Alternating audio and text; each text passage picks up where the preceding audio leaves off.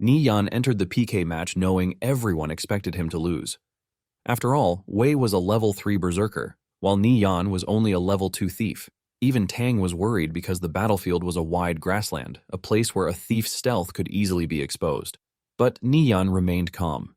The moment the fight began, he vanished into stealth, forcing Wei to search for him through the movement of the grass. Wei thought he could read Ni Yan's position, but Ni Yan used the wind itself to hide his movements. Just when Wei believed he had figured him out, Ni Yan appeared behind him and struck first. Wei panicked and unleashed powerful skills to force him away, but Ni Yan had already calculated every move. He knew Wei's attack timing, his skill delay, and even the moment his defense would open. Then Wei fired a deadly flame slash, trying to end the fight with one clean strike. Instead of backing down, Ni Yan took the hit head-on and kept moving forward. Wei charged again, certain that victory was finally his. But before he could land the final blow, Ni Yan dodged with terrifying speed and struck first, completely draining Wei's health. In front of everyone, the so-called weaker thief defeated the stronger berserker, proving that Ni Yan was no longer the same person they used to look down on. But his change started with death. When Ni Yan shot down the director of a big conglomerate, Cao Shu, right in front of his guards. Without hesitation, the guards riddle him with bullets, but as Yan crashes to the ground, there is no sense of regret whatsoever in him, as he doesn't think he did anything wrong. In fact, he is glad that in the world, everyone gets to die once, and that is all. Yan heaves a sigh of relief that even after all the wealth that Cao has, it still couldn't save his life. With this last breath, Yan stretches his hands in the air and proudly declares that he avenged his father and mother. However, he hates the fact that life has been so unfair to him and he has always been on the losing side. He tries to stay alive as much as he can because he is not ready to give up, no matter what. Suddenly, everything goes dark, and before he knows it, he opens his eyes on his bed. Yan gets up in shock, holding his chest in confusion because he remembers getting shot to death by Cao's bodyguards. Yan looks around and realizes that he is in the room where he lived when he was a student, and this is when it dawns on him that he might have been reborn into the past. Playing on the TV, sitting across the room, is a commercial about a fully immersive virtual online game known as Conviction. Apparently, Conviction has just opened its servers, and with this, Yan confirms that he is back in the past. Yan walks to his table and grabs a portrait off it. And this is a picture that features him and his parents. The picture was taken when his parents were doing business in metal plutonium at the border. The plutonium metal was an important strategic material that was purchased by the state at hundreds of times the price, earning his family a ton of money. Later on, his father opened a metal smelting company, and his family quickly became wealthy. However, this didn't last long because in the year that Yan turned 25, he also tasted retribution from the Shihong Financial Group. Apparently, relatives and friends who were trusted by his father were bought off by Cao for heavy sums, and they ended up betraying his father. This caused the company to suffer major setbacks, which led to bankruptcy. In the end, his father sent himself to the afterlife, and his mother also fell ill, which led to her death. Because of his wealthy background, Yan was lazy and couldn't do anything, so he only had one choice, and this was to perish with Cao, who ruined him. However, now that he has been given a chance to start again, he is determined not to lose anything again. Talking about Conviction, it is a cross-era holographic game that changes the world, and multiple financial groups ended up entering the game in later years. Cao Financial Group also started its rise from the game. Basically, Conviction became humanity's second world, and in his past life, he was a level 180 thief. Yan checks his phone and realizes that it is the 25th of July, 2025, which means Conviction has only been open for 7 days. With this, Yan figures out that there is still time for him because at the moment, the highest level on the game's leaderboard should only be level 5. Since he has the memories from his past life, he is confident that he can surpass whoever is at the top, which means this is his greatest opportunity to turn the tables from a desperate situation. Yan remembers that, at this point in time, he still has some savings, which are enough to buy the lowest level game helmet. As Yan prepares to leave the house, everything on his mind is how he is going to get back at Cao for destroying his family, so he changes everything that happened. Later that night, Yan returns home with the game helmet, and without hesitation, he puts on the helmet. The helmet syncs with his brain, and he soon logs into Conviction. On the entry-level menu, he is asked to pick his country. Basically, Conviction is divided into 3 factions. The Lawful Good Light faction consists of the Greenland Empire and the Saturn Empire. The Greenland Empire is a human empire that is ruled by a council of elders, and the Saturn Empire is a tribal alliance nation composed of dwarves, beastmen, and elves. The Lawful Evil Dark faction, on the other hand, consists of the Demon Descendant tribe and Undead tribe under a chieftain dictatorship. As for the peace-loving people, they can choose the giant tribe of the Lawful Good Neutral faction. After years of grinding this game to death, Yan knows all the skills and class quests of the Wind Thief in and out. so he believes that choosing the thief again will allow him to utilize the greatest advantage of reliving his life. Upon choosing the thief class, he is set to be born in the Greenland Empire, and he is asked to name his character. Jan picks his own name, which also translates to Nirvana Flame in-game. Jan soon finds himself in Carol City, which is the capital of the Greenland Empire. Jan checks out his stats, which are still pretty low, but he is not worried since he knows everything. Jan immediately awards the points he was given, and he puts them in strength and agility. He remembers that in his last life he awarded the points wrongly, which cost him a lot of his leveling time. However, this time around, he is determined not to go down the wrong path. Sitting in the middle of the city is the Carol teleport point that can teleport someone to various cities, towns, and villages. Standing near the teleport point is a dude advertising his cool daggers that cost only 2 copper coins. Jan remembers that in his past life he made the mistake of buying one of the daggers before later realizing that he had been scammed, but he can't fall into the same trick again since he remembers how it works. Jan then walks over to a level 3 Imperial Guard Paladin who is selling a stealth book for 6 copper coins. Most people turn away from the dude, saying 6 copper coins is too expensive to buy a stealth book, but Jan is most interested in the book. He walks over to the dude to ask him for the price of the book. Apparently, stealth is a powerful basic skill for thieves in the early game, which means it is quite important to him. According to the experience of his past life, there seems to be a hidden chest in the Wildcat Monster Zone of Tracktown. The skill inside the box can help him greatly speed up his level. Since this is a level 5 monster zone and most players are still level 2 to 3, no one should have gone there just yet. Jan then makes the dude a deal, telling him to give him the book for free, and in return he is going to tell him where to farm over a dozen stealth skills in a single day. The dude doesn't believe this and concludes that Jan is trying to scam him, but Jan decides to prove himself. Jan urges him to calm down while telling him that he is pretty sure that he got the stealth books from Fallen Shaman in Linktown. The dude is shocked when he hears this, and he asks Jan how he knows this. Jan goes ahead to reveal the exact coordinates, and this surprises the dude even more. He starts wondering if it is true, and he can farm over a dozen skill books in a single day. After assessing the reward, he decides to give Jan the book, saying he can easily get 3 more later, and without hesitation, he trades the book with Jan. Jan is impressed at how straightforward he is, and because of this, he tells him the exact coordinates where he needs to go. The dude assures Jan that he will be going there right away, and Jan tells him that he might get some Night Owl's perception skill there, so he should not hesitate to send him one. The dude assures Jan that as long as his claims come through, he's going to mail the skills to him once they drop. After the dude's departure, Jan also decides to head to Tracktown, where he can open a hidden chest. Upon arriving at the town, he absorbs the stealth book to learn it. This is a skill that allows him to enter a presence-concealing state, making him harder to detect. The higher the level of the enemy, the easier it is to discover his presence. After learning the skill, Jan activates stealth and dashes out of town. He heads straight to the Wildcat Zone, where there are cat monsters ranging from level 2 to 5.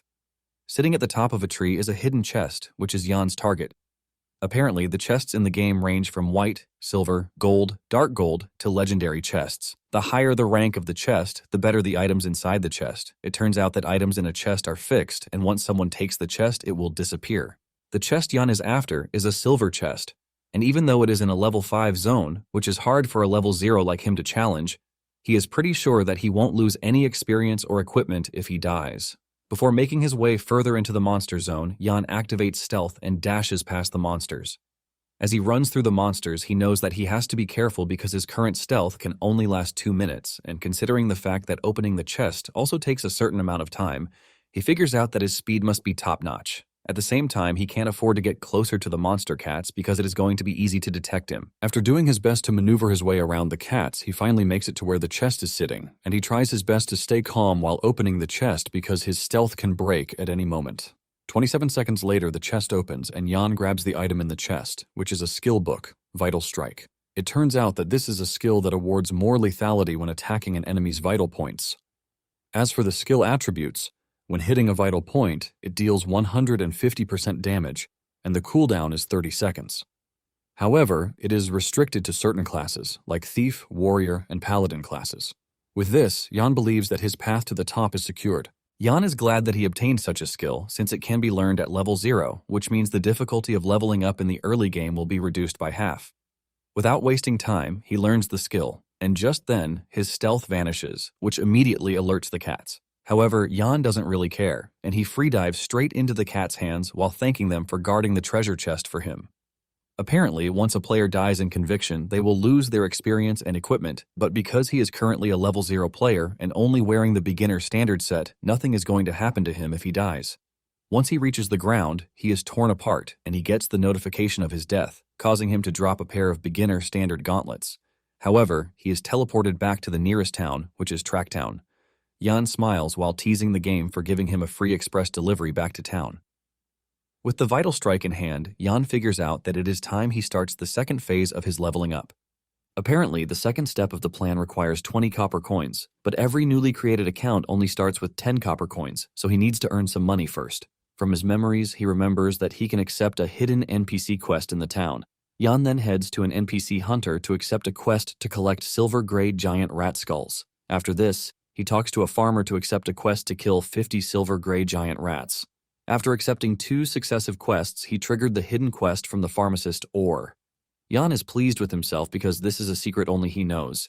He accepts the hidden quest, which is to collect 21 silver-grey giant rat tails, and Jan immediately heads out to deal with the rats. He mercilessly cuts down rats, and one of them even drops an item, which is a tough leather pair of leg guards. Jan smiles because he can just sell the leg guards to get some cool cash. After an hour of slashing down level 1 giant rats, Jan finally completes the quest from the 3 NPCs. He gains 34 copper coins and 3 basic instant recovery potions. Jan is blown away by this since he didn't expect the hidden quest to give massive rewards like the instant recovery potions. Without wasting time, he lists the leg guards on the auction market. After this, he decides to head to the weapon store, and he is gladly welcomed by the store attendant, who asks him if there is anything he needs. Jan tells the attendant that what is needed is a crossbow, which is usable at level 0 and has 3 attack points or higher with 12 points range or higher. He adds that the price must not exceed 40 copper coins, and the dude immediately whips out the best crossbow that he has, which is capable of rapid fire. The crossbow comes with a triple shot effect plus 5 attack points. Although the firing speed is only 8, the rapid fire effect allows the firing speed to climb to 15 points. The range is also 30 yards and the price is 35 copper coins. Without arguing, Jan agrees to take the crossbow, and he asks the attendant to give him 9 quivers of inferior crossbow bolts with 1,000 arrows per quiver. In the end, he spends 44 copper coins, and after the deal is done, he exits the shop, leaving a big smile on the seller's face. Once he has purchased these items, Jan believes that it is time to head to the Bison Monster Zone. And it turns out that bison monsters are level 8 monsters. Even the dude ranked first on the leaderboard cannot face the bisons, not to mention dealing with the even stronger leader among the bison monsters. Apparently, every leader is a rare monster in the game. However, with the memories from his past life, Jan is confident about killing the bison leader even with the level gap. Moments later, Jan gets to the Bison Monster Zone and he lands on a cliff. He places himself between a cliff, which is the exact place that he wants. He immediately locates the bison leader, which has 300 HP. Thankfully, the distance is perfectly within the range of the crossbow. Jan doesn't hesitate as he fires 3 shots at the bison leader. 2 of the bolts miss, but 1 hits, and it removes 1 HP from the bison's health. The bison's health drops to 299, but Jan has successfully gotten the bison mad. Jan realizes that he can only deal 1 damage per hit thanks to the level gap between him and the bison. However, he is not worried because he brought a full 9,000 crossbow bolts, so he can grind the bison to death. Jan continues firing at the bison, missing some of his shots while some hit the spot. The bison angrily charges at Jan's location, and it tries to get to Jan, but it fails. It starts hitting its head against the rock, but Jan continues firing at it, while urging it to give up because where he is currently standing is a bug terrain that will be confirmed later in the future, so the bison has no way of attacking him. 3 hours later, Jan has used up 4,000 arrows, and the bison still remains standing, even though it's now about to die. Jan doesn't give up, and he fires more shots to finally take the bison's life. Thanks to this, he obtains over 8,000 points of experience, and he advances to level 2. Jan is impressed by the amount of experience points that he was given, which is proof that killing monsters above his level gives a lot of experience. Jan then walks to where he killed the bison to see what it dropped, and after assessing it, he realizes that it is a bronze-grade dagger. He also obtains 5 copper coins, but he is not able to view the dagger's attributes. It turns out that the equipment in the game is divided into whiteboard gear, bronze grade, silver grade, gold grade, and legendary grade. Because the number of rare monsters like leader grade, sub-elite, elite, and lord grade in the game is extremely small, only about 1 in 1,000 drops equipment with attributes, which makes every piece very precious. For bronze grade weapons, they have about 20% higher attack than ordinary weapons, and they carry an additional attribute. Yan figures out that the Bison leader should have dropped level 5 equipment, which means the price of the bronze dagger is at least 3 silver coins or more. Nonetheless, he knows he still needs to identify it to see its specific attributes first. Just then, he gets a notification telling him that the leg guards he put up for sale have been sold for 8 copper coins. In addition, the dude from earlier who gave him the stealth book, Flying Stone, is requesting an audience with him. Yan agrees to speak with him, and the dude yells out in excitement, talking about how right Yan was because when he went to the coordinates that he provided, it was just as he said. He reveals that 2 stealth books have dropped already, and his leveling speed is half as fast as before. The dude asks Yan if he is not too generous with the information he gave him, and Yan tells him not to overthink it. He reminds him to send him a copy of the Night Owl's perception skill when it drops, and the dude assures him that he will do that the moment it drops. He then asks Yan how he knows about all of these, and Yan replies that he played an account before, deleted it, then re-rolled as a thief. The dude is blown away by this, and he concludes that Yan's previous account must have been on expert level at least. The dude then asks Yan if he ran the Fallen Shaman Camp dungeon in his previous account because his team has tried to run the dungeon a few times but has been trashed really hard. In fact, they have almost lost all of their experience points and gear. Yan agrees to teach him, but lets him know that the full walkthrough strategy price is 2 silver coins, which is non-negotiable. The dude is forced to ask again if Yan is serious that there is a walkthrough for the dungeon, and Yan says yes. Flying Stone lights up in joy, assuring Yan that he is going to convince their captain to pay the 2 silver coins. After the meeting with Flying Stone, Yan heads to Tracktown to identify the dagger that he got. He makes his way to an appraiser who asks him what he needs to identify, and Yan shows her the dagger. The appraiser tells Yan that this will cost him 10 copper coins, and this shocks Yan. Basically, the identification fee from NPCs in the game is usually 5% of the item's recycling price, and the market price is usually 6 times higher than this. This basically means that the bronze dagger is worth at least 12 silver coins, and curious to know what the dagger holds, Yan tells the appraiser to go ahead with it. The appraiser does her thing, and the dagger's stats are displayed. It is a bronze dagger with 18 attack points. However, it can only be used by a thief, and to make it better, it has 5 additional points to its strength. From its base attributes alone, the weapon has nearly 10 points higher attack than any ordinary dagger, and the gap is enough to put his current self in an invincible position. After a quick assessment, Yan figures out that he now has the weapons, and he has also obtained Vital Strike and Health. However, he still needs the ability that will allow him to last in combat because, as a thief, if one wants to possess sustainable combat power, they often choose between pharmacy and bandage skills.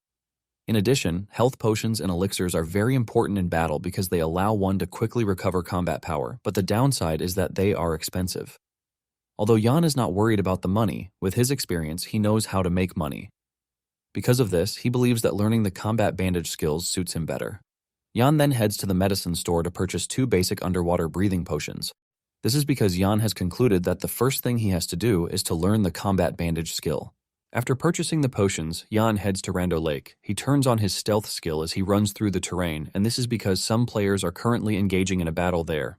He soon arrives at the Fishman village, but he has to get through the village to reach the Rando Lake. Since he doesn't have 1,000 people to help him clear out the village, Yan figures out that the only way forward is to use stealth.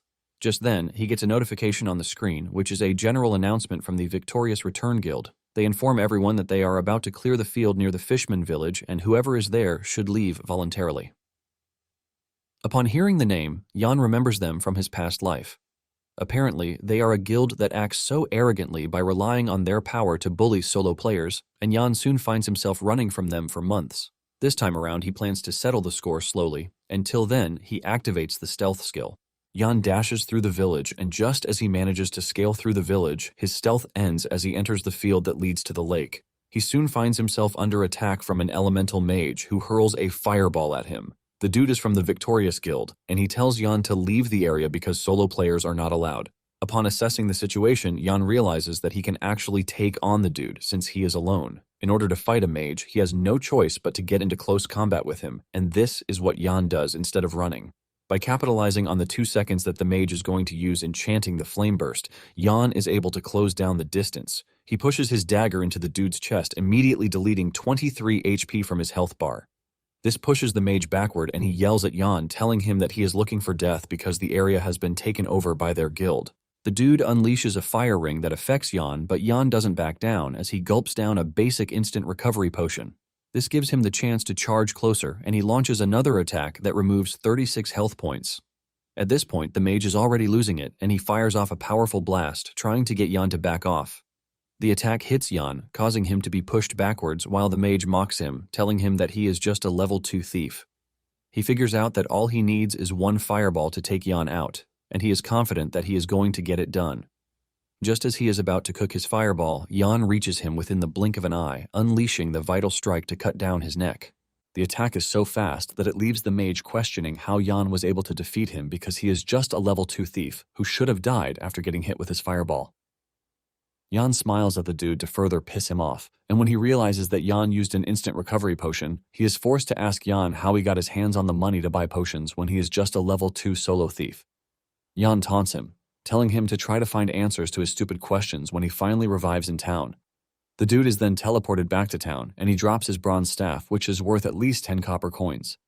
Yan also figures out that he can't stay too long in the field because the victorious guild will soon be on him. Just as he predicted, the other guild members soon figure out that their guild member is dead by the lake. Without wasting time, they rush toward the lake with Yan in their sight. One of them lunges toward Yan with his greatsword, aiming to cut Yan down in one strike, but Yan leaps out of the way at the last second. Even the attacker is shocked at how fast Yan is, and as he moves closer to the lake, Yan swallows the underwater breathing potion. The dude closest to Yan figures out that he is trying to escape into the lake, and he orders his men to stop Yan with everything they have. They put everything they have into chasing Yan down, but Yan's survival depends on escaping, and he's not about to sit around for them to catch him. Yan is able to leap into the lake before they can get him, and since they don't have any underwater breathing potion, they can only watch as he escapes. Since the defeated member has respawned, they ask him what Yan's name is, and he is the one who reveals that it is Nirvana Flame. The leader of the guild threatens to tear Yan apart the next time he catches him. Yan, on the other hand, is still progressing underwater, and he soon finds a treasure chest that is sitting in the lake. He opens it, and he obtains a Fishman water-repelling pearl, which is a special item that comes with underwater breathing. Once the skill is activated, it allows one to breathe underwater for 30 minutes, but has a cooldown time of 12 hours. Even though the item is not rare, Yan doesn't mind taking it because it is useful for his current self. Suddenly, golden tridents start flying toward him, and this is when he realizes that he is about to stray into the fishman's lair. He quickly changes his trajectory because he knows that he is no match for the fishman underwater.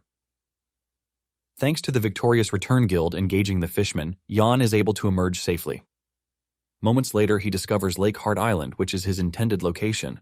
The moment he pulls his head out of the water, he looks ahead to see a pink-haired girl in the distance. It turns out that he knows who she is. She is Ji Yao, and she was his holy mage teammate from his past life. Yan didn't expect to meet her at the lake after he was reborn, and it turns out that a lot happened between the two in his past life. Since he has met her yet again, Yan believes that it is fate after all.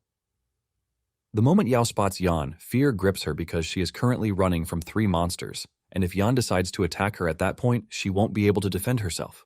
Just then, Yan leaps out of the water to attack one of the monsters, giving Yao the chance to take on the other one. In the end, they are able to defeat the 3 monsters, and after swimming out of the water, Yao thanks Yan for the assistance. Yan assures her that it is his pleasure to have helped her, and he introduces himself to her. Yao is shocked when she hears the name, and she wonders if it is the same dude she knows on the outside. Yao also introduces herself with her in-game name, which is Cha-Cha, and she requests to add Yan as her friend. Yan doesn't hesitate before accepting, and he asks Yao what she is doing on Lake Heart Island. Yao reveals that she has a quest to grind water spiders and to also collect water sacks. Yan reveals that he is also there to grind water spiders, but he needs to collect fine silk. Yan asks if they should team up, and she agrees, revealing that she has some silk with her that dropped from the water spiders that she just killed. She tells Yan that she can give the silks to him as a reward. Yan obtains the silk, which is 12 in number and equivalent to 36 copper coins. Yao says she doesn't mind because she would have lost a whole lot if she had died, so 36 copper coins are nothing to her. In addition, she has no need for the silk because her mission doesn't revolve around this, which means it is going to be useless for her. Just then, the water spider leader shows up, causing Yao to panic. Yan immediately forms a party with Yao before lunging toward the spider, delivering an attack that is powered by the Vital Strike skill. This removes 52 health points, and Yao supports him with Holy Judgment skill. Yan further deletes 70 points from the spider, and Yan immediately tells the girl to jump.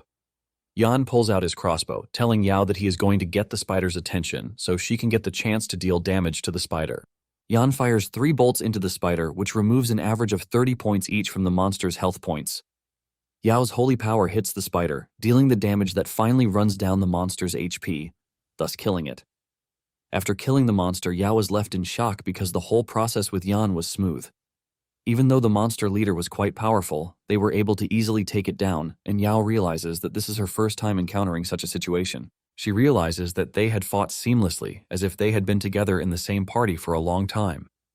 Yan notices that she is carried away, and he asks her if there is anything wrong, and she replies that nothing is wrong. However, she lets Yan know that he is pretty good, which leaves her wondering why he is grinding monsters alone. Yan replies that he is already used to grinding monsters alone, and Yao immediately pitches an idea to him since he is alone. She tells him that their group is preparing a walkthrough for Tracktown's Trent Forest, and she wants to know if Yan is interested in joining. Yan then asks Yao how many shield warriors her team has, including the amount of defense and HP. Yan mentions that a Trent Forest is a level 3 dungeon, and the boss Trent King is a sub-elite monster, which means if the shield warriors are lacking in defense, clearing the dungeon is going to be difficult. Yao reveals that they have 2 shield warriors, and their defense is 53, while their HP is 230. Yan lets her know that this is not enough because the Trent King has a 2% chance to deal a critical hit, so if a shield warrior's defense isn't 60 points, they can easily be one-shotted. In addition, the priest's healing needs to go up. Yao is shocked when she learns that the Trent King deals critical hits because it is her first time hearing such. She is so blown away that she is left asking Yan how he knows all of these. Yao then reveals that her team has been preparing for many days, so they can't give up halfway. Yao mentions that to get defense to 60 points, they are going to need to get at least one piece of bronze defense gear, which is quite difficult. Yan then tells her that there is another way out, and this is to let him take command of her team. Yao is shocked to hear this, and she tells Yan that she is not doubting his strength, but it will be hard for her to convince everyone on her team. Nonetheless, she assures Yan that she is going to try her best, and after this, they decide to check out the loot that the monster boss dropped. Yao then shocks Yan by using her appraisal skill, and the first set of equipment they appraise is a mage's equipment, so Yan gives it to her. Yao asks him what he is going to take, and he replies that the boss dropped a thief skill book called Assassinate, so he is going to take this and the fine silk. Yao is glad that Yan got something nice too, so she won't have to hold back in taking the loot that he gave her. Just then, the game informs the players to log off because the game will be closing its servers in 3 minutes. This forces the two to say their farewell, and moments later, Yan opens his eyes in his room. He realizes that it's already the morning of the second day. Even though he is not leveling out at that moment, Yan figures out that he has to exercise his body. In addition, Cao will have a lot of bodyguards around him, so he can't allow himself to be in a vulnerable position. Yan steps out and he loses concentration, which almost costs him his life as Truck Kun almost awards him another rebirth. Just then, the pink-haired girl, Zi Yao, rushes over to check on Yan. Zi Yao pulls him, berating him for acting so recklessly, which has caused him to start bleeding. She tells Yan to wait while she gets the first aid from her car. It turns out that Jia Yao is Yan's deskmate and also his greatest regret from his past life. Thanks to his weak personality, he was unable to express his feelings to Jia Yao. In the end, she was targeted by Cao after he found out that they were close, which caused her to have a severe mental illness. After applying the first aid, Zi Yao berates Yan, telling him to stop being reckless, but Yan can't stop looking at her beautiful face. Jia Yao soon gets in her car to leave, but as she enters her car, she starts wondering if Yan is the Nirvana Flame whom she met in the game. This reveals that Zi Yao is Cha-Cha in the game, but she doesn't want to believe just yet that Yan is the same person as Nirvana Flame. On the other hand, seeing Yao makes Yan happy, but he knows that he has to be ready, or else Cao will destroy everything he holds dear. He figures out that he has to get really good at the game, which is the only way for him to change his previous fate. Just then, he gets a call from a dude named Tang Yao, who yells at Yan for disappearing for 2 days. Yan manages to brace himself before fully answering the call, revealing how happy he is that Tang is still alive. It turns out that Tang is Yan's best friend, and in his past, when he fell into the abyss, Tang was the one who risked being detected by Cao to support him, to make his life easier. However, Tang loves women, and in his past life, he fought with someone in a bar over jealousy, which provoked a big shot with monstrous power, causing Tang to be beaten to death and dumped in a dark alley. However, in this life, Yan has no intention of allowing this to repeat itself. Moments later, Tang and Yan meet up, and Tang hugs him tightly like his boyfriend. He asks Yan if he is playing the new game, and Yan reveals that he is currently level 2. Tang commends him, telling him that he was able to rise quickly, and he suggests that they head to the PK while revealing that he is a level 3 arcane mage. Apparently, the PK Bar is a game entertainment club where players can use their own characters to engage in competitive player kills. However, this kind of player kill doesn't affect the game progression. Nonetheless, it is always accompanied by things like wagers, which usually revolve around one or two pieces of equipment from the game. To make it worse, Tang loves to gamble, but he always loses. Upon entering the bar, they run into a loudmouth, Wei Kai, who teases Tang, asking him if he is there to dash him free money again. He is surprised that Yan also escorts Tang, and he taunts Yan, asking him if he didn't get enough punishment the last time. Tang assures Yan that he has nothing to worry about as long as he is there, but Yan doesn't even budge. Wei also notices this, and he starts wondering what has changed inside Yan because he looks so calm. Without wasting time, Tang tells them to get in the game, and he suggests that they wager 200 per round. Wei agrees, and they both put on the helmets to engage in battle. Yan figures out that Wei is a level 3 berserker who has learned charge, which means the whole thing is a disadvantage to Yan. As if this isn't enough, the terrain for the battle is plain terrain, which means Wei won't be able to dodge. Yan immediately concludes that his friend is going to lose the battle, and just then one of Wei's lackeys, Shifeng, suggests that they have their own battle too.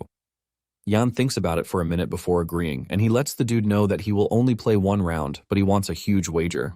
This pisses off the dude who yells at Yan, telling him that he is going to teach him a lesson for being arrogant. Since he has 700 with him, the dude suggests that they make the wager 700.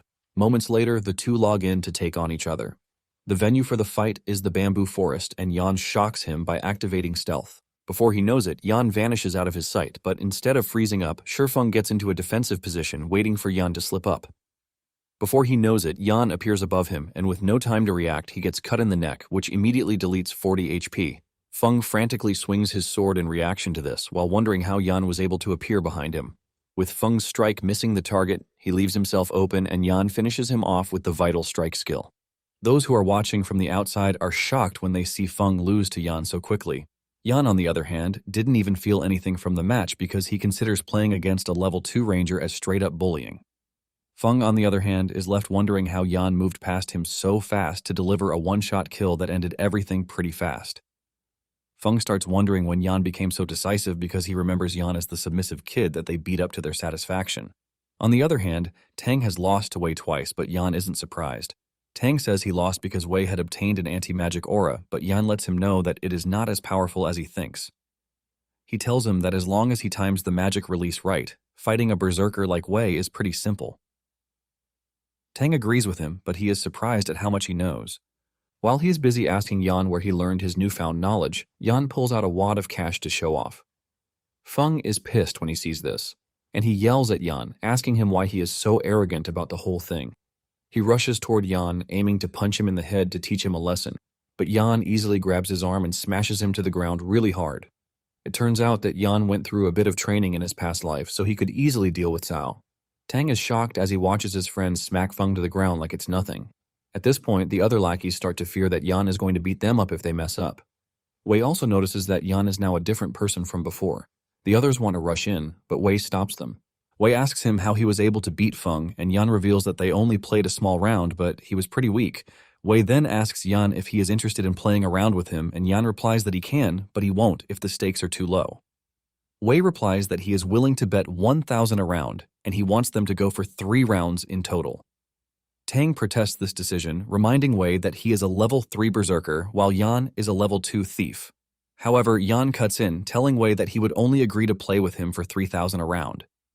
Wei agrees to this because he doesn't believe that Yan has what it takes to turn the sky upside down. Tang, on the other hand, is scared that Yan is going to lose himself, and he also asks him if he has 3,000 to wager. Yan says he doesn't have it, which is why he wants Tang to lend it to him. Tang doesn't hesitate before lending his friend the money, and once everything is sorted, they enter the game.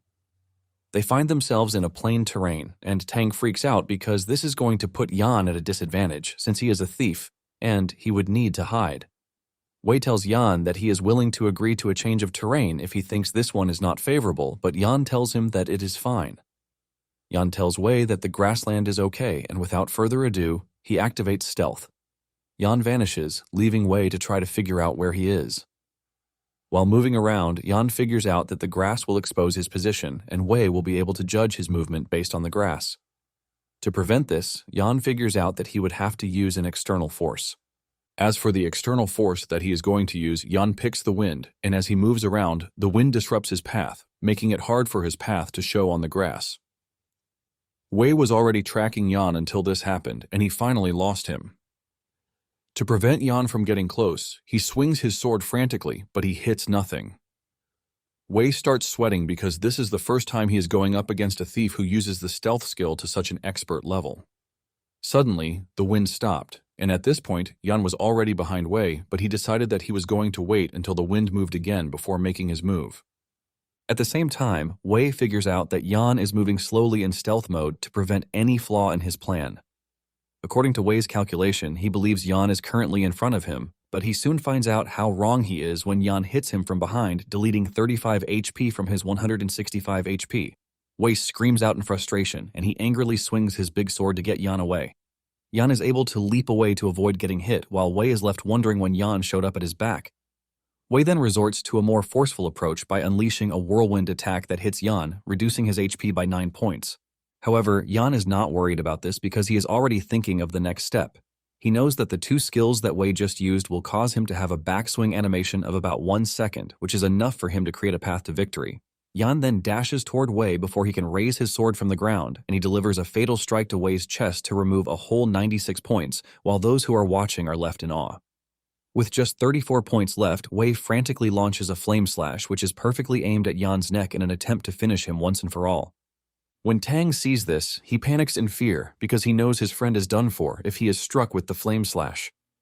Yan also knows that Wei is trying to take away his close combat advantage by using the flame slash, but Yan is not worried because he would still be alive even if he gets hit with the attack, since his HP is still high. Yan decides to stay strong and receives the hit like that, removing over 50 points from his health points. This pisses Wei off, and he yells at Yan, asking him what audacity he has to have tanked his skill. Wei becomes aggressive and he lunges at Yan with a charge skill, which leaves Tang in fear because if he gets hit, he is going to be stunned.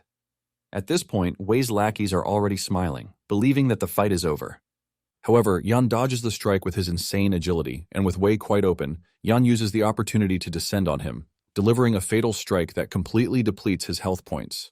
Yan also got hit, but he didn't mind, since he struck first and achieved his goal, which is to take Wei out. Yan wins the match, and Wei's men grab their heads in shock, while Tang jumps up in joy.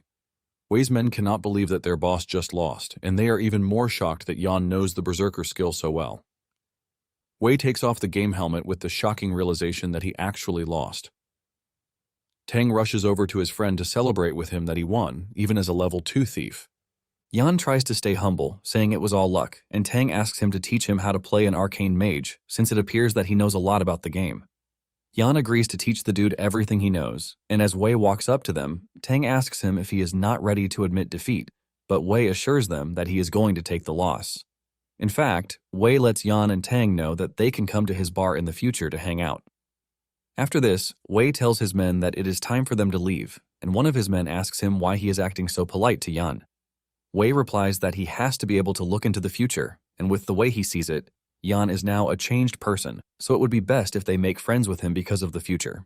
Yan then tells Tang to follow him out, promising to buy him things since he won. In addition, he promises to teach him about the arcane mage that night. When Yan returns home, he engages in a bunch of exercises to train his body, showing off how jacked he is. After he is done working out, he figures out that it is time to enter the game. He remembers that he still has a mission with Yao's team, which he had promised earlier. The moment he enters the game, he receives a notification telling him that Ezzy is requesting to add him as a friend. In addition, Flying Stone deposited 1 silver coin to thank him for the walkthrough because they had been able to clear the fallen shaman camp. Knowing how effective Yan is, the dude is already asking for another tutorial. Yan figures out that Ezzy is Tang, and since he is already in the game, he plans to take him along to run the Treant Forest. However, he doesn't plan to sell the new walkthrough that Flying Stone just asked for because it would only raise suspicion. He figures out that it would be best if he waits until Flying Stone's team has failed a couple of times, then waits for a good price to sell it. Yan decides that the first thing he is going to do is to sort out the hidden quest first. He then walks over to the physician, who asks him how many silks he has collected, and he replies that he has 30 silks. The physician thanks him for his generosity and decides to teach him a skill while giving him 30 fine silks in return. Yan is asked if he wants to learn the intermediate combat bandage skill, and Yan agrees without hesitation because this is exactly why he took on the hidden quest. Yan immediately learns the skill, which requires 10 silk, and it appears that each combat bandage can restore 20 HP. The skill action also lasts for 10 seconds and can be interrupted after 3 seconds. It can also be used on teammates. Upon learning the skill, he is told that there is still an 80% completion rate left on the hidden quest. Yan is shocked when he sees that the quest is only 20% and he wonders if it is a chain request.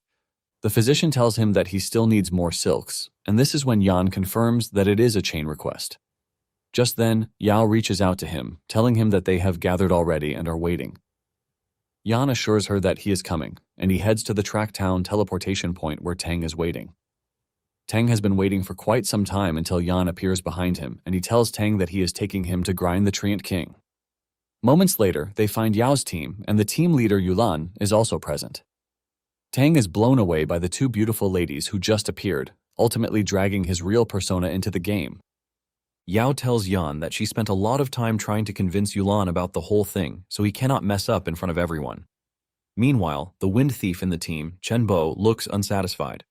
Upon setting her eyes on Yan, Yulan could see that he looks like an okay guy, and Yan assures her that he is confident in clearing the Treant Forest. However, he lets Yulan know that he is going to be the team captain and that everything must follow his arrangements.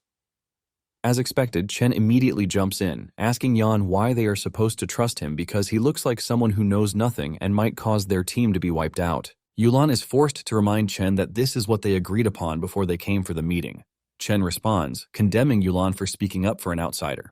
Yulan ignores him and turns to Yan, apologizing on his behalf. Yulan says she is going to create the team so she can have everyone join the team. However, Yan tells her that she must obey his commands at all times, and if anyone is dissatisfied, they can settle the scores with him after the whole thing. In addition, he lets them know that they are free to leave at any time if they are not in line with his commands. However, he tells them that if anyone plays tricks or even causes a team wipe, he is going to be ruthless in dealing with them. Yulan then creates a team for everyone to join, and once they are in, Yulan tells them that they must all follow Yan's instructions as if they are her own. She assures them that if anyone plays tricks in the dark, they will no longer have a place in her team. Chen reluctantly joins the team, even though he doesn't want to. Yan then addresses the team, telling them that their goal is identical, which is to clear the Treant Forest dungeon, and he urges them not to make things difficult for the team. He assures them that if any mistakes happen due to his improper command, he is willing to compensate them with 10 silver coins. The team is shocked to hear this, forcing Yulan to ask Yao where he found such a bold guy. Yao confidently tells Yulan that she is pretty sure that Yan can get the job done just as she told her earlier. After this, Yan tells everyone to drop their names and stats. He starts with the team shield warriors, and the dude Boiled Water introduces himself, revealing that he is the team's main tank. The rest also come in, dropping their stats for him. After they are all done, Yan starts telling them the type of potions that they are going to buy. They are shocked to hear this because potions are quite expensive. In fact, if they clear the forest, it is hard for them to make the money back, and Chen quickly cuts in, saying Yan is quite clueless. Chen says it is a bad idea for them to spend their money on potions just to clear the Treant Forest. Tang supports his friend, teasing Chen, asking him if he is just too broke to buy potions. This pisses Chen off, but Tang doesn't hold back in trashing him more.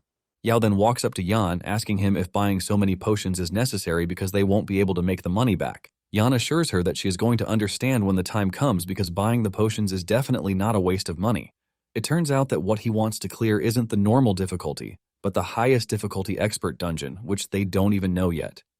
Seeing that the team is reluctant, Yulan is forced to come in, telling the team to buy the potions just like Yan said.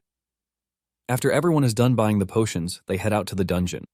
Upon arriving at the location, Yan tells the team to wait for him while he activates the dungeon. He places his hand on the stone and says the magic words to activate the dungeon.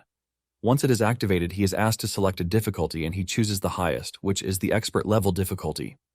Just then, the team is teleported into the dungeon and they are informed that it is an expert grade dungeon. The team freaks out when they see this because they believe there is no way they are clearing such a difficult dungeon. Yulan takes a moment to think about it, and she figures out that there is no way someone like Yan made such a rookie mistake, which means Yan had planned to conquer the expert grade difficulty right from the start. Chen, who already wanted to cause a fuss, jumps in, accusing Yan of trying to kill them to make them lose experience points. Yan simply tells him that he is free to leave if he is dissatisfied, and before Chen can start crashing out, Yao cuts in, reminding Chen that Yan is a friend that she invited. Yao tells Chen to come after her instead of targeting Yan, and this leaves Chen shocked because he never expected Yao to stand up for Yan. Yan then tells the team that expert grade is not really hard because it is just 30% higher and it requires a bit more defense from the shield warriors. He adds that the Treant King has a few changes, but he is going to tell them when the time comes. Yulan is surprised at how Yan is saying the whole thing so lightly because in a dungeon, a small deviation like 1% HP could cause a team wipe, not to mention a whole 30% gap in HP. This leaves Yulan wondering where the dude got his confidence from, and Yao also asks Yan if he is sure about the whole thing. Yan lets her know that she doesn't have to worry herself because there won't be a problem. On the other hand, Chen is watching keenly to see how Yan plans to command everyone to clear an expert-grade dungeon. Suddenly, the Treant starts attacking and Yan urges them to be careful because they have entered the monster's attack range. Since the Treant attacks with vines, he tells them to spread out to the sides. Everyone follows his instructions, but Chen acts stubbornly, causing him to be grabbed by a vine. He screams out, begging to be saved before he is constricted to death. Yan then swings into action as he calls out orders for the team. Everyone follows the instructions, and once the Treant is defeated, Chen is able to break free. He crashes to the ground in pain while accusing Yan of letting the Treant grab him on purpose because he must have spotted the Treant in advance but didn't warn him. Yan tells the dude to cut the crap because they both discovered the Treant at the same time and even the shield warrior was able to dodge it, but a thief like him was too slow to move, which makes it weird. Tang joins in, telling Chen to stop blaming others when his skills are quite trashy. Tang says it would have been better to even grab any thief from the street because they would definitely be better than Yan. Yulan also tells Chen to stop embarrassing himself because it is already getting too much. Chen wants to keep arguing, but Yan tells him to stop it because it is time to move forward. He mentions that there are many traps laid by dark elves in the Treant forest, and he is going to clear the way. Yan mocks Chen, telling him that he is about to teach him how to play the thief. Without wasting any further minutes, Yan dashes through the forest, clearing a way for those who are coming behind him. Yan picks out all the traps that are on the way with precise cuts, leaving the team members completely blown away. Even Yulan cannot believe her eyes that she is watching an agile thief in action because Yan's efficiency when it comes to trap clearing is top-notch.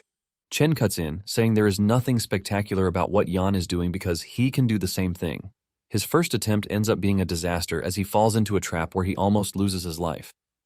Thankfully, Yan grabs him just in time to pull him up. Yan dunks on him, telling him that he is the worst thief he's ever met. But Chen argues that Yan was the one who set him up because he clearly saw the trap and just walked past it.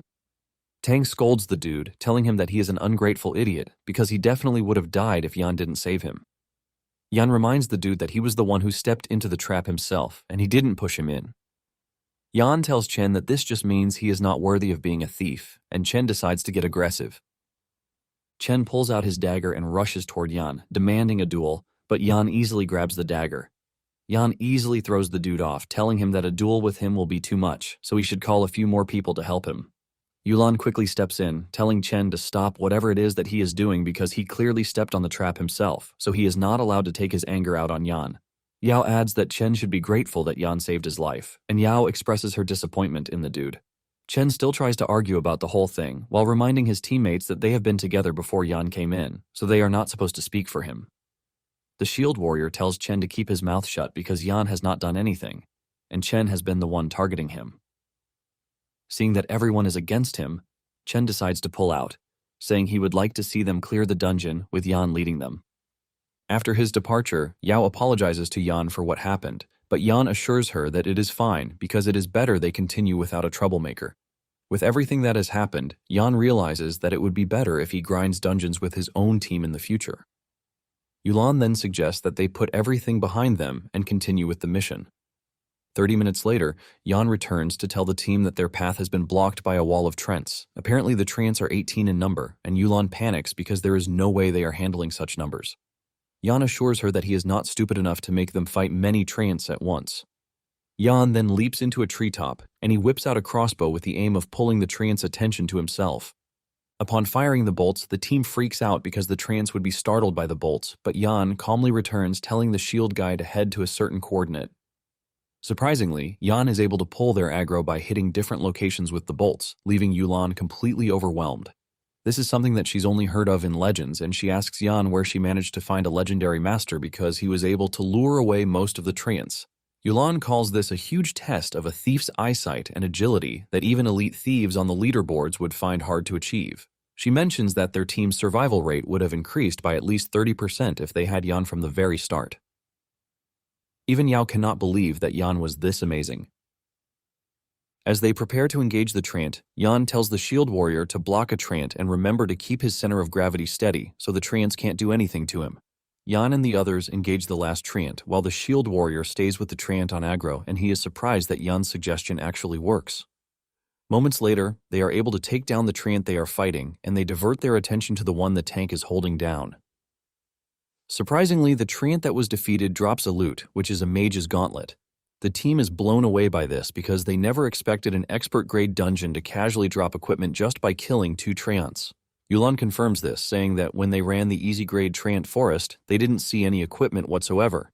Yao commends Yan, asking him how he knows all of these. Yan then reminds her that he already promised that he would lead the team to clear the expert-grade dungeon. Yan then tells the team that it is time for them to use the same method to finish the Treants in the dungeon. The team confidently runs through the dungeon using the same method, which proves really effective. Just 20 minutes later, they had gathered a lot of loot that even the team never thought they would be able to. Meanwhile, Yan notices that they are being watched by some strange eyes in the dark, but he keeps this information to himself. Yan assures them that this is just the beginning, telling them that yields of the expert-grade Treant forest are far more than what they are currently seeing. Yan suggests that they rest for a bit before they move forward. When it is finally time for them to move, Yan tells them that they will move west, but Yulan subtly protests this, saying that the west is a dead end from what she heard. However, Yan assures them that they don't have anything to fear because he is going to lead them to the right place as long as they follow him. It turns out that he is leading them to a branching storyline that is hidden inside the dungeon. Moments later, they find a man playing flute in the distance, and Yan is the only one who knows that he is the guardian of the jungle. Apparently, humans and Treants lived together peacefully under his management, but out of nowhere, dark cultists appeared in the Treant forest. The Treants broke free of control and started killing humans, which is why the Greenland Council of Elders deliberated and planned to personally enter the Treant forest to crusade against the Treant king. This is basically the storyline of the Treant forest dungeon. As they approach the old man, he urges them to stay away because the Treants in the area will kill any humans that they lay their hands on. He continues by saying the Treants get even more powerful by nightfall, thanks to the moonlight. Yan ignores his warning and pays his respect to the old man, addressing him as the Treant herder, telling him that they came to eradicate the Treants and bring them to justice. However, the old man disagrees, saying those who deserve death are the vile beasts from the underground because they are the ones who should be judged. He mentions that they were the ones who stole his flute while hiding in the darkness. This is when it dawns on Yulan that Yan is triggering a hidden storyline, leaving her to wonder how he was able to find such a hidden NPC. Yulan is forced to ask Yao again where she found Yan. Yao casually replies that she doesn't even know what is going on. On the other hand, Tang is also blown away as he doesn't know when his friend got so good at the game. It turns out that the key to defeating the expert-grade Treant King revolves around triggering the storyline. Yan continues by telling the old man that he agrees with him because he noticed the evil dudes the moment he entered the forest. The old man grabs him when he hears this, and he tells Yan that the 2 elves were the ones who stole his flute, which caused the Treants to fall into chaos. The old man then reveals the dust of appearance that he developed, revealing that it will disrupt their state of concealment. He tells Yan to kill the elves and take back his flute so he will be able to defeat the raging Treant King. It turns out that the dust of appearance reveals all hidden creatures within a 30-yard radius, and it lasts for 20 seconds. After obtaining the item that is needed, Yan tells the team to follow him. Using a vine, Yan rappels down the cliff, and the others follow. As they approach a cave, Yulan asks Yan if he was able to find the dark elves that the old man mentioned, and Yan says yes. Once they reach further into the entrance of the cave, Yan comes to a full halt and says it is time for them to catch the dark elves. Yao asks him how he knows where the dark elves are, and Yan replies that the elves have been following them since the very beginning. Yao looks around in confusion because she can't see anything, but Yan already senses the elves' presence behind them. Yan tells the team that they have to finish the job at once, or else it will be hard for them to catch the elves because they are pretty elusive. The moment they moved deeper into the cave and Yan realized that there was no escape route again, he sprayed the dust in the air, ultimately uncovering the concealed elves. Seeing that their covers have been blown, the elves try to run away in fear, but they are blocked by Tang and the shield warrior, who have been lying in wait. The elves realize that they have no choice but to fight, and they lunge at the 2, but Tang hits one of them with his fireball. The rest of the gang then pulls up on the scene to help. Yan tells the team to make sure that they kill the elves because the herder's flute that they need is on them. One of the elves lunges at Yan, aiming to cut him down, but Yan dodges it before delivering a counterstrike that cuts the elf's head. By defeating the elves, Yan finally gets his hands on the flute that they need, and Yan assures the team that with the flute, they will easily clear the treant forest. This is a flute that makes treants tremble in fear, causing them to lose 50% of their HP, but it is only usable in the treant forest dungeon. Just then, Yao tells Yan that there is something else he needs to see. It turns out that it is a letter that is written in a weird language. Yao doesn't understand, but Yan is able to read the letter, and it appears that they have triggered a branching storyline where they have to deliver the letter to General Kavarat, reminding him to guard against the Drow tribe's counterattack. Yao asks Yan what is written on the letter, and he explains to her, leaving the entire group totally surprised. They know that they are also going to be rewarded for this quest, and they are already imagining something huge. Yan gives the tank the flute, telling him that he will be the one to use it when the time comes, since he is the team's tank. The dude is shocked when he realizes that the flute gives an additional 300 HP, which means he doesn't have to fear when he faces the Treant King. Once this is settled, Yan tells them that it is time to move out again.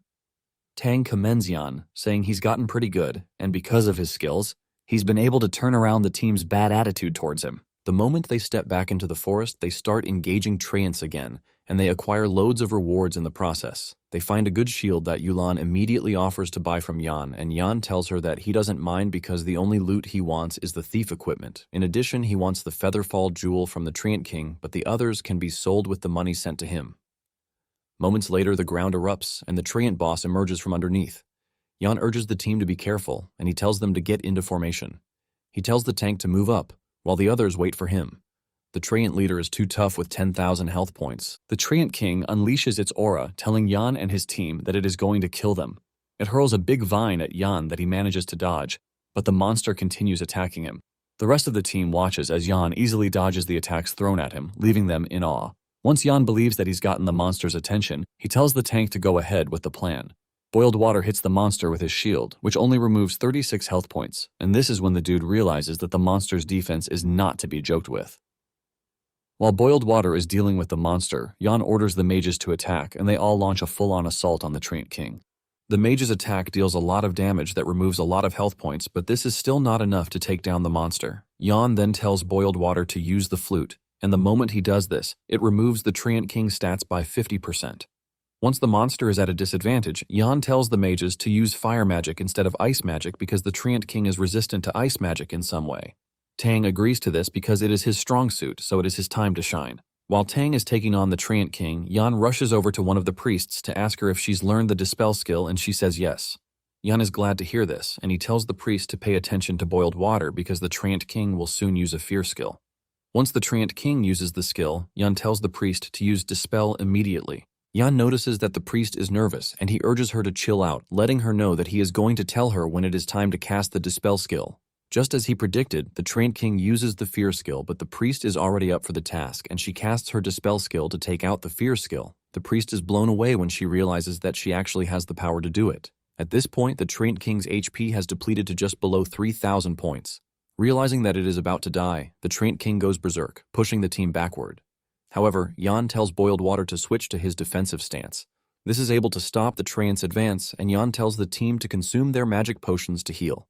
Everyone immediately does as told, and they return to their optimal state. However, Boiled Water is the one getting all the damage from the Treant's attack. Just when he is about to be crushed, the healing effect comes into play at the right time, taking him out of the tight spot. Boiled Water realizes that he would never have been able to withstand the Treant King's damage if not for the flute and the healing that came just in time. Boiled Water also consumes the potion he has with him, and it finally dawns on him that the potions that they bought were for this exact moment. With everyone rejuvenated, they are able to push harder against the Treant, and Yan tells the mages to focus on fire so that they can instantly kill the Treant monster.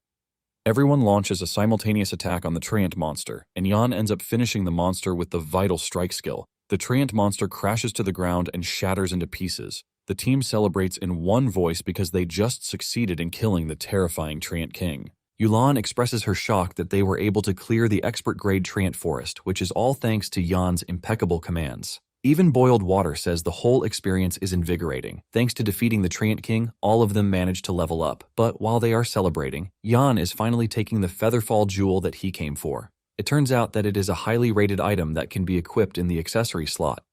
When using an active skill, the Featherfall Jewel can reduce one's own weight, making the falling speed from the air as light as a feather, but it lasts just 3 minutes. Upon obtaining the jewel, Yan also moves to level 3. Yan then tells the team that they are free to distribute the rest of the loot, and he won't ask for any. He informs them that they need to go to Carol City and turn in the side quest.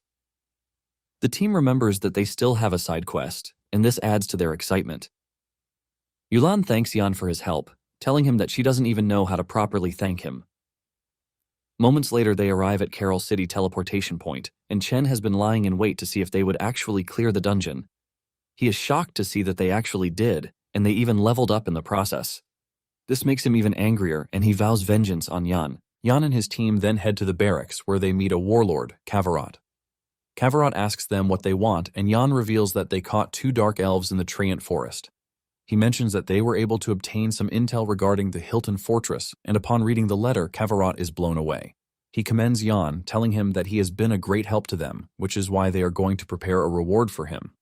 The team is given a bunch of respect, while also giving the team 2 silver coins and a skill book, Stun. Yan is happy with the rewards because he never expected to get things so good from the side quest. Yan then tells Yulan that it is time for them to separate, and Yulan asks him what he plans to do. Yan replies that the usual is to grind monsters and level up. Deep down, Yan is already thinking of grinding the elite monster, Lion King Kato. As they are about to leave, Yao assures him that she is going to sell the loot and mail him his share of the money.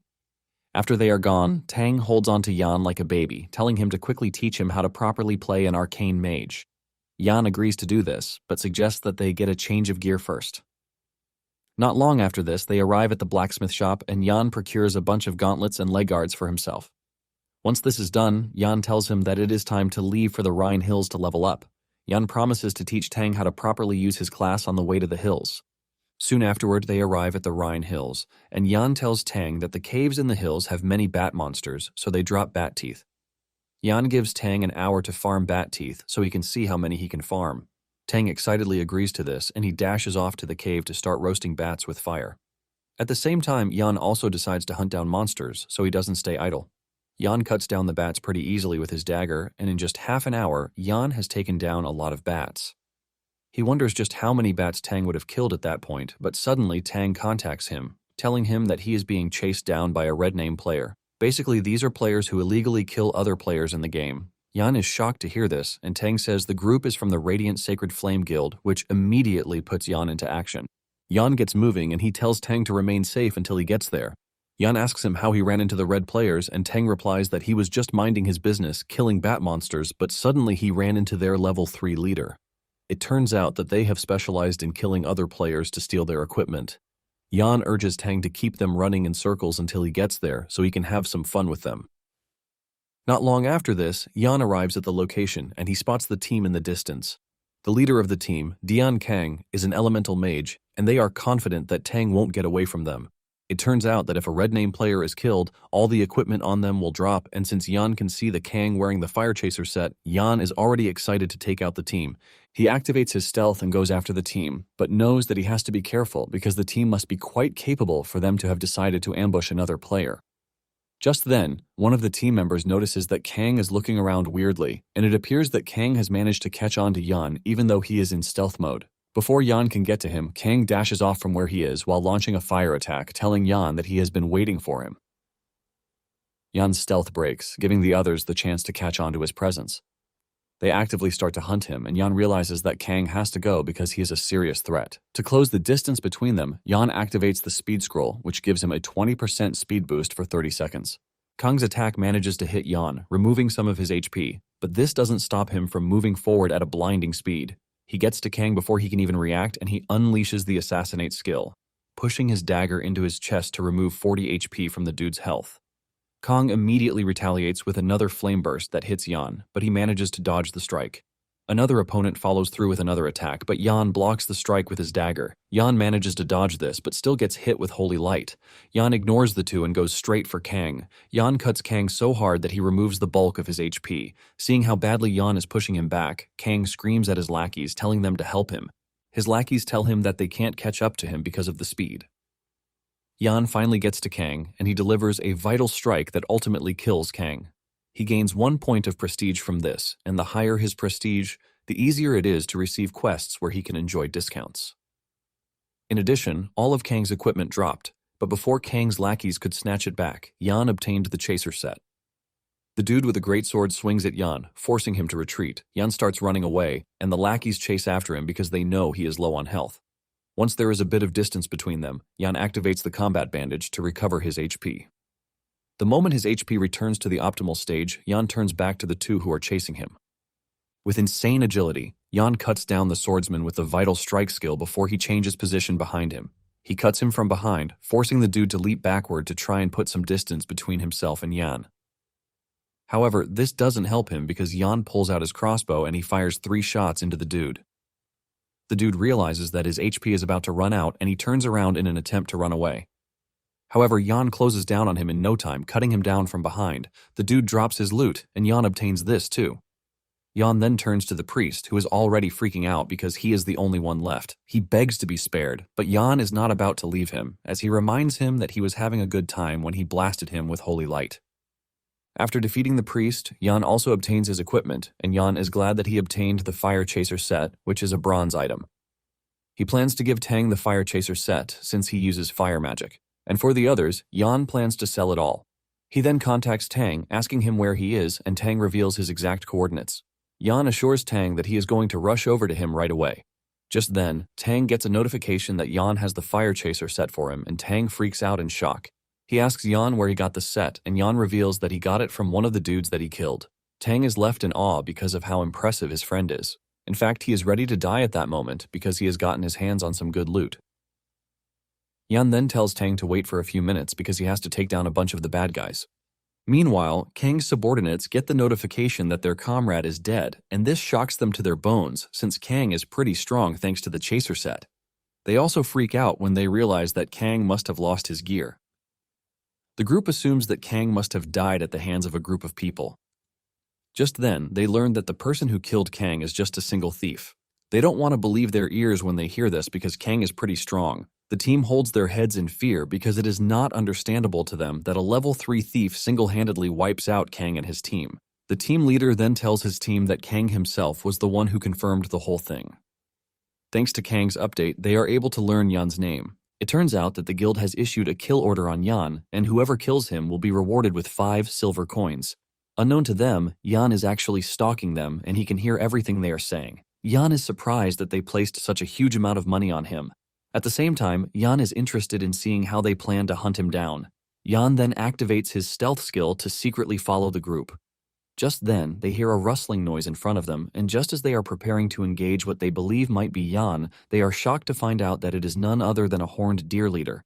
This is also a big problem that they have to deal with at that moment, but this provides the perfect chance for Yan to sneak up on them. The leader of the group, who is a tank, rushes toward the deer and urges his team to support him. He blocks the deer's path while the others slash the deer repeatedly, reducing its health points. Meanwhile, the mages are providing support from behind, and suddenly, one of them gets taken down. Yan delivers fast-paced attacks that cut through the two, and even when one of them tries to drink a potion, Yan cuts him short, deleting his head before he gets the chance to do so. The other is stunned, and Yan uses the opportunity to go after him, but the dude blocks Yan's attack with his staff. Meanwhile, the leader of the team notices that they are not getting buffs from behind, and when he turns around to assess the situation, he realizes that they are being ambushed by Yan. Since they are getting attacked on 2 fronts, the team leader suggests that they finish off the deer before they go after Yan. While the team is busy taking care of the deer, Yan has finished off their buffers, and at this point he is left to face the team. However, he figures out that the trio that is left are melee fighters, and even though they don't have much health left, it is riskier than a 1 versus 1 situation. The team leader is pissed when he realizes that Yan has now killed 5 of their guild members already, and he tells his teammates that he has called for reinforcements already, so they just need to hold out a bit. Seeing that the trio is reluctant to take him on, Yan decides to use it to his advantage, telling them that he would leave. The team leader then tells Yan that his plan to split them up so he can attack them individually will not work. Yan immediately figures out that reinforcements will soon arrive, so they are trying to stall him. Yan then turns around, telling the team that he is going to play with them next time. He dashes off, forcing the trio to chase after him to try and prevent him from escaping, since reinforcements are already on the way. However, they end up missing him because he is just too fast. Yan creates a great distance between them because he understands the terrain more than anybody else, so there is no freaking way that they are going to catch him. Once he's escaped, he decides to go into the cave where Tang is hiding. In no time, he arrives at where Tang is hiding out and he shocks him by suddenly appearing out of nowhere. Yan then tells him to quickly put on the fire chaser set, which he obtained from Kang. Without hesitation, Tang puts it on, and he immediately receives a buff, which impresses Yan because he believes that Tang finally has the right equipment to challenge high-level dungeon quests with him. It turns out that there is a silver treasure chest in the spider cave, and this is where Yan wants them to head. Yan makes his move, while Tang follows from behind. He clears the way with his crossbow and bolts, taking out spiders pretty easily. Tang also does his part by burning the spiders to oblivion. Tang is so impressed by his new equipment because it allows him to take down monsters who are even above his level. With their insane teamwork, they are able to cut through the cave until they finally reach the cave where the treasure is sitting. Tang is surprised, and he asks Yan how he knows that there is a treasure there, and he lies that he saw it in passing while he was looking for him. Tang then tells Yan that there is a problem because they don't have the lockpicking skill, but Yan assures him that this is not a problem since the game was developed thoughtfully. Yan reveals that beside a treasure chest there is always a key to open it, and suddenly, the spider leader shows itself. Tang freaks out when he sees the giant monster because it is a level 5 monster, and he starts asking Yan what the plan is. Yan simply replies that the plan is simple, and it is for them to kill the leader. Tang acknowledges and launches a giant fireball at the spider. When Yan realizes that his friend actually uses fire magic, he smiles because it dawns on him that they have a chance, since the spider is weak against fire.